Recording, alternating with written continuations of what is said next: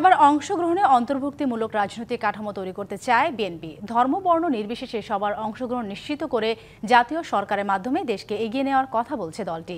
দুপুরে রাজধানীর একটি হোটেলে Tarique Rahman politics and policies বইয়ের মোড়ক উন্মোচন ও আলোচনা সভায় এসব কথা বলেন দলের নেতারা। অন্তর্বর্তীকালীন সরকারও মিডিয়ার মাধ্যমে বলেছে, জনগণকে আশ্বাস দিয়েছে যে আমরা যত শীঘ্র সম্ভব জনগণের ভোট দিয়ে ভোটের অধিকার দিয়ে আমরা ভোটের ব্যবস্থা করে তারপরে আমরা বিদায় নেব।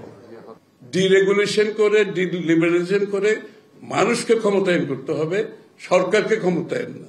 This is a big step forward. এবং আপনারা দেখবেন অনেক বড় বড় ডিরেগুলেশন হবে, অনেক বড় বড় লিবারালাইজেশন হবে। এটা ওনার ইচ্ছা যে মানুষকে ক্ষমতায়ন করা, সরকারকে নয়। যে সংস্কারের কথা বলা হচ্ছে, যারা সংস্কারের জন্য এখন অতি উৎসাহী হয়ে উঠছেন, সকলের জানা উচিত, অবগত থাকা উচিত এই উদ্যোগ দেশনেত্রী বেগম খালেদা জিয়া